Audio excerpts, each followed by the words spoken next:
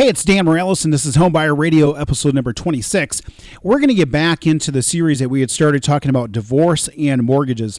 Last week, we took a little bit of a, if you will, detour to talk about student loans, and that was, I felt, pretty important to do just because there was a recent change that Fannie Mae made in regards to student loans and how you qualify for a mortgage with student loan debt. So if you're somebody who has that, go back and check out episode number 25. That may be something of interest to you. Or if you know somebody who has a lot of student loan debt, maybe share that episode with them, okay?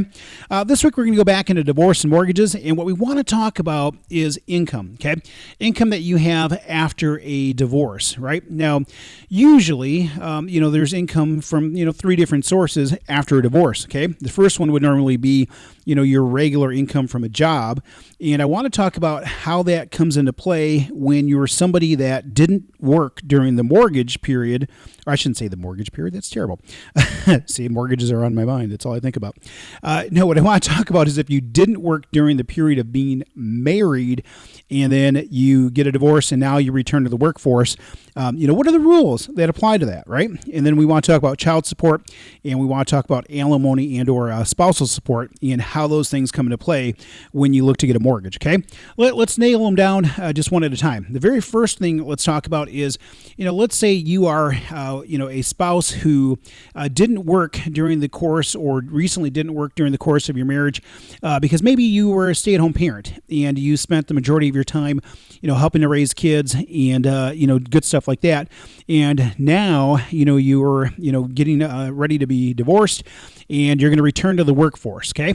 If you're returning to the workforce, the general rule of thumb is that you've got to have 6 months worth of history of working for an employer before you can count that income. Okay, that's the general rule of thumb is, again, 6 months worth of history with that employer to be able to count that income.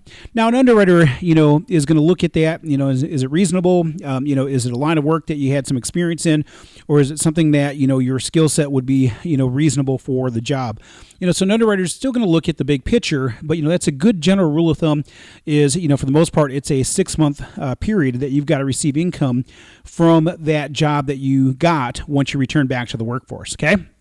Now, if you're looking at income that is derived from child support, alimony, and or spousal support, some states call it alimony, some states call it spousal support, okay? If you got income that's derived from support, there's two qualifiers that come into play, okay? The very first one is you generally got to show a history of receiving it for at least 6 months that you received that income, whether it's, spousal support or, child support. Typically got to have a 6-month history of receiving it. And the second qualifier with that is you generally have to show that it's going to continue for at least 3 more years, okay? If that support income is not going to continue for 3 years, or it's less than 3-year period, in most cases you're going to find that an underwriter is not typically going to count that income when they qualify you for a mortgage. Okay, now let's talk a little bit about child support and how that works. Right, so if you've got maybe you're receiving support income for 2 or 3 children, right, and maybe 2 of those 3 children are let's say 10 years of age or less. And maybe you got one that is like 17, right? And in most states, that child who's 17 is probably going to fall off once they hit 18. And then, of course, the 2 children that are 10 years of age or younger, you're going to be able to show that you've got more than 3 years of history where you're going to receive that income, that child support income.